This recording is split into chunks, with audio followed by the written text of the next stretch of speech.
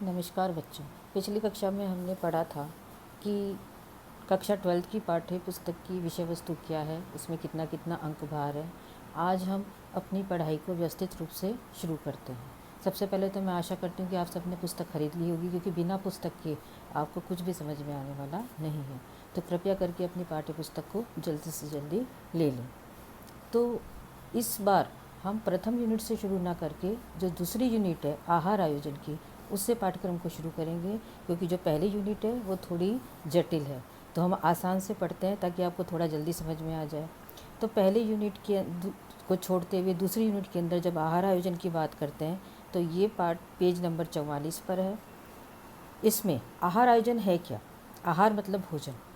भोजन मनुष्य की केवल भूख शांत करने के लिए नहीं होता, अपितु भोजन से शरीर को स्वस्थता मिलती है, शक्ति मिलती है। हम जो भी कार्य करते हैं पूरे दिन भर में, चाहे वो सोना ही क्यों ना हो, उन सब की कार्य क्षमता को बनाए रखने के लिए भोजन की आवश्यकता है। छोटे बच्चों की शारीरिक वृद्धि के लिए और जो बड़े हो गए जिनकी शारीरिक वृद्धि हो चुकी है, उनको अपने शरीर को सुचारू रूप से चलाने के लिए भी भोजन की आवश्यकता होती है। ये सभी कार्य तभी ढंग से चल सकते हैं जब भोजन के अंदर सभी पोषक तत्व हमारी क्रियाशीलता के अनुरूप हो। पोषक तत्व हमने कक्षा 11वीं में पढ़े थे बच्चों। विटामिन, कार्बोहाइड्रेट्स, प्रोटीन, खनिज लवण, ये सारे के सारे पोषक तत्व होते हैं। अब बात होती है क्रियाशीलता की, कि हर मनुष्य की क्रियाशीलता अलग अलग होती है। कोई बच्चा दौड़ने भागने वाला होता है, कोई ऑफिस में बैठ के कार्य करता है, कोई पूरे दिन में कुछ भी कार्य नहीं करता, कोई खेती पर जाता है, कोई मजदूरी करता है। तो शरीर की क्रियाशीलता के हिसाब से ही उसके अंदर भोजन की उपस्थिति आवश्यक है। परिवार में बहुत सारे सदस्य होते हैं, उनकी उम्र अलग अलग होती है, लिंग यानी पुरुष है कि स्त्री अलग होते हैं, स्थिति अलग होती है, क्रियाशीलता अलग होती है, इसलिए उनकी पोषण संबंधी सभी आवश्यकताएं भी अलग अलग होती है। हम सबको एक जैसा ही प्रोटीन, कार्बोहाइड्रेट, वसा या खनिज लवण नहीं दे सकते। तो ये पोषण संबंधी आवश्यकताओं की पूर्ति करने के लिए आहार आयोजन किया जाना आवश्यक है। यानी भोजन हम एक ही प्रकार का और एक जैसा सबके लिए बना देंगे तो सबकी आवश्यकताओं की पूर्ति नहीं हो पाएगी। अब बात करते हैं, आहार आयोजन एक कला के साथ विज्ञान भी है। ये कला है और विज्ञान भी है। कला इसलिए है क्योंकि भोजन जब स्वादिष्ट खूबसूरत तरीके से परोसा गया होता है तो वो हमारी भूख को ही नहीं बढ़ाता, बल्कि हमारी कलात्मकता को भी दर्शाता है। जबकि दूसरी तरफ हम जब सीमित संसाधनों का उपयोग करते हुए, यानी हमारी एक निश्चित आय है, साथ ही साथ हमारे आसपास उपलब्ध भोज्य पदार्थ भी निश्चित मात्रा में होते हैं, हर चीज़ हर जगह उपलब्ध नहीं होती, तो उन सबको लेते हुए, मौसम के अनुकूल चीज़ों को सम्मिलित करते हुए हम अपने परिवार की जब पौष्टिक आवश्यकताओं की पूर्ति करते हैं तो वो ही आहार आयोजन कहलाता है। तो आहार आयोजन केवल एक कागज़ पर दिन भर बनने वाली योजना नहीं है, वरन इस प्रक्रिया में भोजन को खरीदना, पकाना, संग्रहण, परोसने इत्यादि सभी चीज़ों को सम्मिलित किया गया है। साथ ही साथ परिवार के जो सभी सदस्य हैं उनकी आवश्यकता के अनुरूप ही उनको भोजन उपलब्ध कराना भी आवश्यक है। वो जो खाद्य पदार्थ हम भोजन में सम्मिलित करते हैं उसके पौष्टिक गुणों के आधार पर ही, कि किसके अंदर कितनी प्रोटीन की मात्रा है, कितनी वसा की, कितनी खनिज लवण या कार्बोहाइड्रेट्स की, उसके आधार पर हम उसको अपने आहार आयोजन में शामिल करते हैं तो वो ही एक आहार आयोजन कहलाता है। अर्थात परिवार के सभी सदस्यों को संतुलित भोजन उपलब्ध कराना ही आहार आयोजन है। अब बात करते हैं आहार आयोजन का महत्व। एक सफल आहार आयोजन की दृष्टि से अगर देखें तो बहुत परिवार के लिए बहुत महत्वपूर्ण है। ये परिवार के सभी सदस्यों की पोषण आवश्यकताओं को भली भांति आपूर्ति तो करता ही है, साथ ही साथ आहार प्रत्येक सदस्य की रुचि के अनुरूप भी होता है। अगर हमने मान लीजिए सभी पौष्टिक तत्वों के आधार पर एक भोजन सामग्री बना दी, लेकिन अगर वो परिवार के सदस्यों को पसंद ही नहीं है, वो उसको भोजन करेंगे ही नहीं, तो वो सारी चीज़ें व्यर्थ हो गई। तो हमें ये भी ध्यान रखना पड़ता है कि आहार आयोजन ऐसा हो जो परिवार के प्रत्येक सदस्य की रुचि के अनुरूप हो। भोजन में विविधता भी हो, क्योंकि एक जैसा भोजन हम प्रतिदिन नहीं कर सकते। तो भोजन को वैविध्यपूर्ण बनाने के अलावा ये भी हो कि ये कम कीमत पर हम अधिक पौष्टिक भोजन उपलब्ध करें। ये नहीं कि हम महंगे संसाधन से चीज़ें खरीदें, यानी बहुत मात्रा में दूध, पनीर या कि ड्राई फ्रूट्स का इस्तेमाल करें तभी वो आहार आयोजन श्रेष्ठ होगा या उसमें सभी पौष्टिक तत्व होंगे। हम सस्ते उपलब्ध भोज्य साधनों से भी एक अच्छे आहार आयोजन कर सकते हैं, अपने परिवार को संतुलित भोजन करा सकते हैं। इसके द्वारा गृहिणी अपने समय, शक्ति और धन तीनों की बचत करती है। यानी अगर कोई भी चीज़, ये आहार आयोजन की बात नहीं है, जीवन में भी अगर कोई भी चीज़ हम प्लानिंग के साथ करते हैं तो हमारा समय भी बचता है, पैसा भी बचता है और हमारी एनर्जी भी कम वेस्ट होती है। तो अगर हम एक सप्ताह का या 2-4 दिन का पहले से अगर आहार आयोजन बना लेंगे तो हम बाज़ार जाते समय उस आहार के लिए जो भी भोज्य सामग्री है उसको पहले से खरीद के रख सकते हैं। इसके द्वारा गृहिणी को भोज्य पदार्थों के संग्रहण, उत्पादनों की संभावना यानी कौन सी चीज़ किस समय मिलेगी, मौसम के अनुरूप कौन सा खाद्य पदार्थ उपलब्ध होगा, इसके बारे में अच्छी जानकारी हो जाती है। इतना ही नहीं, इस आहार आयोजन द्वारा बचे हुए भोज्य पदार्थों का उपयोग भी हम कहें तो आराम से कर सकते हैं। यानी कि आज हमने कोई भोजन बनाया, उसमें से कोई चीज़ बच गई है तो उसका हम रीयूज़ कैसे करें, उसको कैसे सुखा के या रीस्टोर करके रख सकते हैं, तो ये भी इसके अंदर बताया जाता है।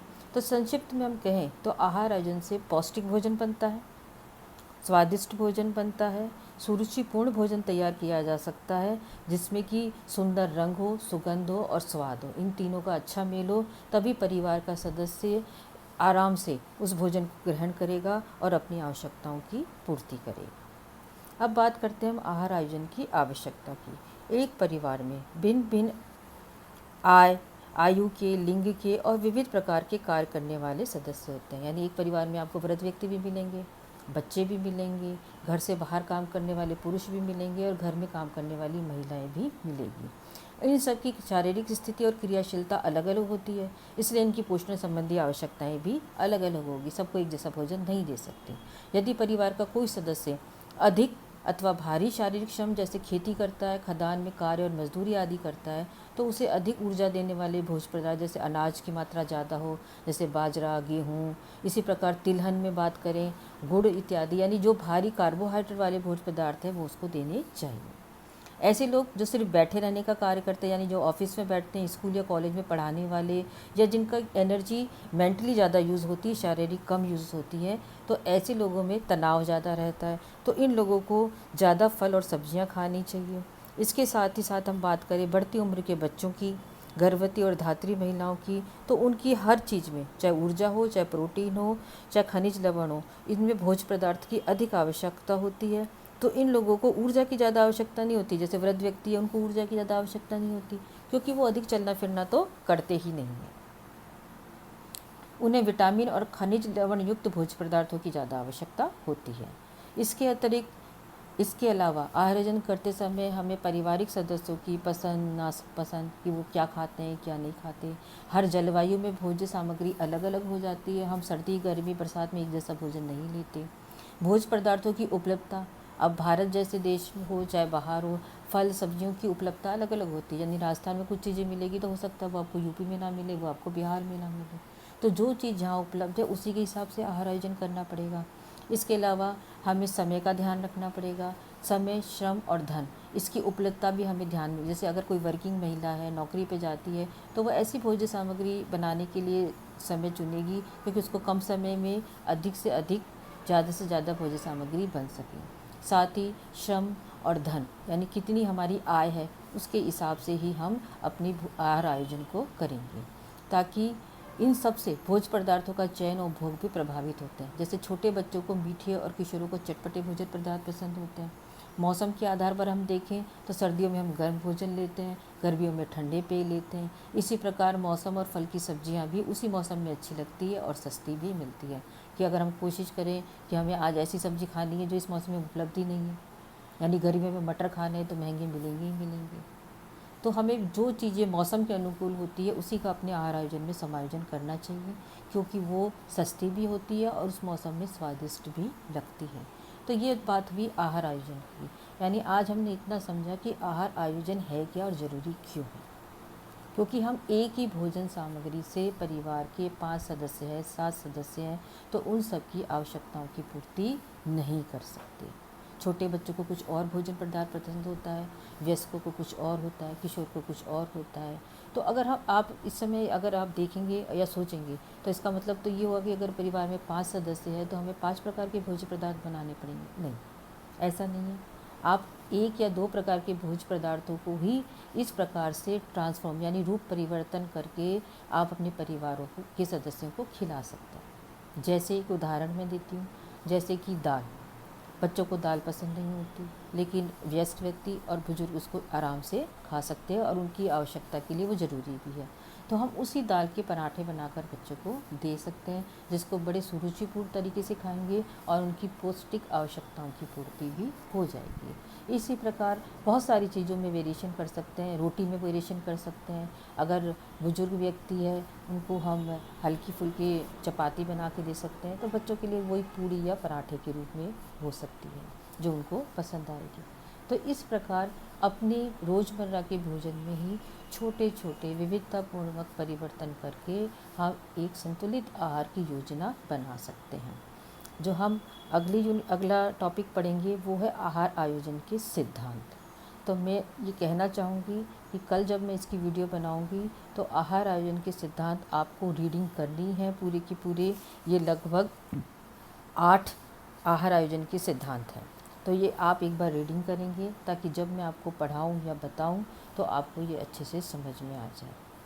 तो बच्चों, हो सकता है कि इस साल हमें इसी प्रकार अपनी पढ़ाई करनी पड़े, तो आप अपनी पुस्तक ले लें और हर वीडियो को ध्यान से देखें, क्योंकि हो सकता है कि हमें क्लास में बैठ के, क्लासरूम में बैठ के पढ़ने पढ़ाने का मौका ही ना मिले। तो आपका प्रयास ये होना चाहिए कि आप समय का सदुपयोग करें। जुलाई आधी बीत चुकी है और आप समझते हैं कि सेशन तो बहुत जल्दी चला जाता है। तो कृपया करके अपनी किताबें लाएं। जो लापरवाही अपनी 11वीं क्लास में की थी वो ना करें। और इसके अलावा अगर अन्य 11वीं कक्षा के कोई और भी छात्र छात्राएं हैं जो विषय परिवर्तन करना चाहते हैं, तो वो कृपया करके इन वीडियो को थोड़े दिन देखें। अगर उनको समझ में आए तो फिर स्कूल के अंदर मैसेज पहुंचा दें, ताकि हमें पता लगे कि किन किन बच्चों ने विषय परिवर्तन किया है। यानी और सब्जेक्ट को छोड़ के गृह विज्ञान या किसी को छोड़ के ड्राइंग लिया है, तो उसके बारे में जानकारी स्कूल में ज़रूर से दे दें, ताकि हमें इसके बारे में पूर्व सूचना हो। धन्यवाद। जय हिंद।